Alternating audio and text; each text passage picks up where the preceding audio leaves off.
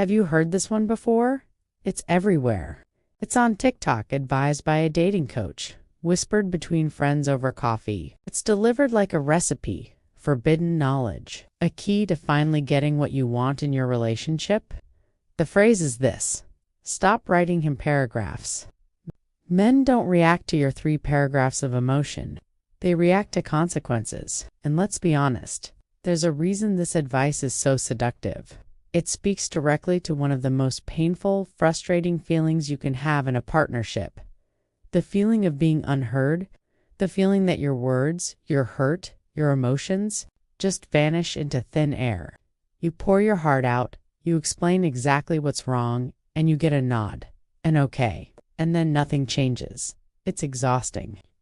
And in that moment of exhaustion, the idea of a consequence sounds powerful. It sounds like taking back control. It sounds like a solution. But today, we're going to pull back the curtain on this piece of advice. We're going to look at what it really means, and I'm going to show you why this so-called solution is actually a recipe for a toxic, manipulative, and deeply unhappy relationship. More importantly, by the end of this video, you will have the real solution. A method that is far more powerful, far more effective, and will actually build your relationship up instead of tearing it down from the inside out. So stick with me. 1. The allure of the lie. Why this advice feels so right. To understand why this is so toxic, we first have to understand why it feels so right. Let's imagine a scenario. Let's call our couple Sarah and Mark. Sarah feels disconnected from Mark. He's always on his phone when they're together, scrolling, half listening. The first time she mentions it, "Hey, I feel like you're not really here with me." Mark apologizes, puts the phone down. For about 5 minutes, a week later it happens again. This time Sarah is more direct. She sits him down. This is her 3 paragraphs of emotion. She says, "Mark, I feel really lonely when we're in the same room, but you're just on your phone. It makes me feel unimportant, like you'd rather be somewhere else. I really miss connecting with you." Mark feels a little defensive, but he says, "You're right. I'm sorry. I'll do better." And maybe he does for a day. But soon, the habit creeps back in. The phone is out at dinner. He's scrolling while they watch a movie. Now Sarah is at a breaking point. She's used her words, she's explained her emotions, and the behavior hasn't changed. She feels powerless, disrespected, invisible. It's in this moment of pain that she goes online and sees it. Men don't react to emotion, they react to consequences, and a light bulb goes off. A dark, tempting light bulb, she thinks. Okay, no more talking. He's going to feel my absence. That will be the consequence. This is the trap. It promises a shortcut through the hard work of communication by offering the simple, satisfying release of punishment. As we're about to see, that path leads nowhere good. 2. Deconstructing the consequences mindset. So, what happens when Sarah or anyone decides to adopt this mindset? The advice forces you to replace healthy relationship tools with toxic ones. Let's break down the 3 main things this consequences advice tells you to do. First, it tells you to stop communicating and start punishing. The consequence is almost always interpreted as some form of punitive action. The silent treatment, withdrawing affection, canceling plans last minute without explanation. Think about it. The goal of these actions isn't to solve the problem. The goal is to make the other person feel bad, to make them feel anxious, guilty, and confused, in the hope that their pain will motivate them to change. This isn't partnership, it's a power play. Second, it forces your partner to become a mind reader. When Sarah stops talking and just starts being cold to Mark, what is Mark supposed to think? He has no idea what he did. Is she mad about the phone thing from last week? Is it something he said yesterday? Is she stressed from work? Did a friend upset her? This creates immense anxiety. A healthy relationship is built on clarity and safety. A relationship built on mind reading is a minefield. You're constantly testing your partner, and they are constantly terrified of failing a test they didn't even know they were taking. It's fundamentally unfair and breeds deep resentment. And third, this advice actively encourages behaviors that world-renowned relationship researcher, Dr. John Gottman, has identified as the single greatest predictors of divorce. He calls them the Four Horsemen. Let's look at how the consequences advice feeds them. When you secretly believe your partner is too simple to understand emotion, that is contempt. You're looking down on them. It's the most destructive of all the horsemen. When your partner inevitably gets confused and asks, "What's wrong?" and you think, "If you have to ask, you'll never know," that is a fast track to criticism and defensiveness. And the primary consequence this advice promotes? The silent treatment? That is the textbook definition of stonewalling, shutting down, refusing to engage. It's like building a wall between you and your partner. This isn't just bad advice. It is scientifically validated, relationship-ending behavior packaged as a clever life hack. 3. The insulting lie at its core. And let's just talk about the phrase itself for a second. Men don't react to emotion. What an incredibly insulting and dehumanizing statement. This advice perpetuates a toxic stereotype that men are emotional simpletons, that they are like cavemen or robots who can only understand cause and effect, reward and punishment. It denies them their full humanity, their capacity for empathy, for emotional intelligence, for deep connection. Healthy, mature men are not allergic to your emotions. A good partner, a man who truly loves and respects you, wants to know when you're hurting. He wants to understand your 3 paragraphs because your happiness is intertwined with his. He might not always know the right thing to say. He might even get defensive at first, but his goal is to connect and resolve, not to ignore. This advice doesn't just damage your relationship. It actively participates in a culture that tells men their own emotions are invalid and that their only role is to react to external stimuli. It's bad for everyone. Okay, so we've torn it down. We see the trap. We see the toxicity. Now for the most important part. What do we build in its place? 4. The real power move. Clarity and boundaries. The real power move in a relationship isn't manipulation. It isn't punishment. It's courageous communication combined with healthy boundaries. This approach requires more guts than the silent treatment, but the results are real, lasting, and build a foundation of rock-solid respect. It's a 2-step process. Step 1 is to refine your communication. The problem isn't that you're using words. It might be how you're using them.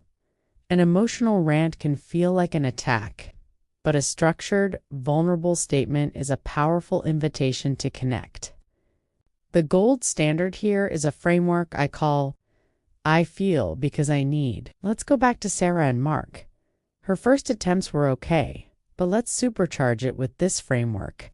She takes a deep breath, makes sure it's a calm moment, and says, "Mark, I want to talk about something that's been bothering me. I feel really lonely and a bit invisible lately." She names her emotion using an I statement, because when we're spending our evenings together, you're often deeply focused on your phone. Sarah names the specific, observable behavior, and I need us to be more present with each other. This is the most crucial part, where Sarah clearly communicates her needs to Mark without manipulation. Could we agree to have a no-phones hour from 8 to 9 p.m. every night, just to talk and reconnect? Do you see the difference? This is not an attack. It's a clear, vulnerable, and collaborative statement. She's not just complaining. She's identifying the problem and proposing a solution. She's inviting him to be on her team to solve the problem of the phone instead of making him the problem. This is infinitely more effective. Let's try another one. Let's say your partner consistently leaves all the housework to you. The consequences approach is to let the house get disgusting until they notice, while secretly fuming. That's passive-aggressive and ineffective. The I feel because I need approach is, I feel completely exhausted and taken for granted because I feel like I'm doing the vast majority of the cleaning and household chores by myself, and I need us to function as a team. Could we sit down this weekend with a list and fairly divide up the weekly chores so we're both contributing? Clear, kind, actionable. This is healthy communication, but what if you do this and the behavior still doesn't change? This is where the second and most vital part comes in. 5. Boundaries versus punishments. The crucial difference. This is where people get confused. They think a boundary is just a fancier word for a consequence or a punishment. It is not. The difference is night and day, and understanding this will change your life. A punishment is something you do to someone to make them feel bad and control their behavior. It's about them. Example: giving them the silent treatment. A boundary is something you do for yourself to protect your own peace and well-being. It's about you. Example: removing yourself from a disrespectful situation. A punishment is reactive and hostile. A boundary is proactive and self-respecting. Let's go back to our examples. Sarah and Mark. Sarah used the "I feel" because I need framework to ask for a no-phones hour. Mark agreed, but after a few days, he's back to his old habits, scrolling right through 8 p.m. Sarah has communicated clearly. The ball was in his court, and he dropped it. Now, it's time for a boundary. The punishment route would be for her to get angry, storm off, and give him the silent treatment for the rest of the night. It's an attack. The healthy boundary route sounds like this. She calmly gets up and says, "Mark, we talked about this hour being important for us to connect. I see you're not able to do that right now, and I'm not going to spend my evening feeling ignored. I'm going to go have a bath and read my book. We can try again tomorrow. Do you feel the power in that? It's not a tantrum. It's not a punishment. It is a calm, firm statement of self-respect. She is not trying to make him feel bad. She is simply refusing to participate in a dynamic that makes her feel bad. She is taking care of herself. The natural consequence is that if he wants to spend time with her, he has to respect their agreement. Her action is a direct, logical result of his inaction. Let's take the chores example. You had the talk. You made a list. But a month later, their side of the list is untouched and you're still doing everything. The punishment is to stop doing their laundry and let it pile up, hiding the detergent and making sarcastic comments about the mess. This creates a war zone. The healthy boundary might sound like, "Hey, I'm feeling really discouraged that our chore agreement isn't working. I can't sustain this level of work on my own. It's leading to burnout. From now on, I'm going to be responsible for my share of the chores, my laundry, and my meals. I trust you to manage yours." This is not a threat. It's a statement of fact. You are defining what you are and are not willing to do. You are protecting your own energy. The natural consequence is that if they want clean clothes or a shared dinner, they need to participate. It puts the responsibility squarely back on them without you having to become a nagging, resentful manager. So, what's the key point that you can take from this? Choose partnership, not power plays. The idea that men react to consequences, not emotions, is a dangerous oversimplification. It preys on our pain and offers us a tool of control, when what we truly need is a path to connection. It asks you to shrink yourself, to silence your feelings, to play games, to use manipulation. I'm asking you to do the opposite. I'm asking you to be bigger, to have the courage to speak your feelings with clarity, to have the self-respect to define your boundaries with calm confidence. This is not the easy path. It requires vulnerability. It requires you to be honest with yourself about what you need and to honor those needs even when it's uncomfortable. But this is the only path to a truly healthy, respectful, and resilient partnership. A relationship where you don't have to choose between being heard and being respected. A relationship where your 3 paragraphs of emotion aren't a burden, but an invitation. An invitation to build something better together. Don't fall for the toxic shortcuts. Choose communication. Choose self-respect. choose partnership. Thank you so much for spending this time with me today. This is a complex topic, and I would love to hear your thoughts. Have you ever been given this advice? Have you tried to set a boundary that was mistaken for a punishment? Share your story in the comments below. Let's learn from each other. And if this video resonated with you, please consider liking and subscribing. We talk about real, healthy relationship dynamics here, and I'd love to have you as part of the community. Until next time, take care of yourselves and take care of each other.